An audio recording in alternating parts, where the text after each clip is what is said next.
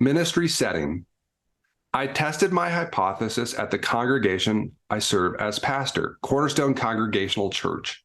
Cornerstone is a majority white evangelical church residing in the New England town of Westford, Massachusetts, an hour northwest of Boston in Middlesex County. In Middlesex County, 2.7% of residents identify as evangelical Protestants, which seems to be true of Westford. Historically, residents have valued religion, education, and civic engagement. Many community members are politically engaged in both national and local concerns. Massachusetts consistently votes Democrat in presidential and congressional elections while electing Republicans to the governor's office. Westford follows the same pattern. In the 2016 presidential election, Hillary Clinton received 7,760 votes, 56% of votes. Donald Trump received 4,657 votes, 33% of votes. In the 2020 presidential election, Joe Biden received 10,078 votes, 66% of the vote, while Donald Trump received 4,618 votes, 30% of the vote. While it seems a minority of Cornerstone is politically liberal, most are politically moderate or conservative.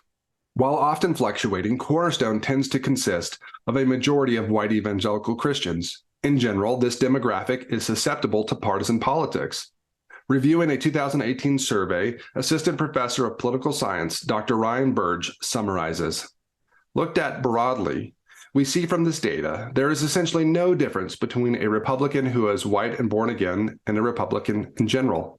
There are some issues, whether there is a slight difference, namely marijuana legalization and some racial issues, but by and large, white evangelical Republicans look like the average Republican."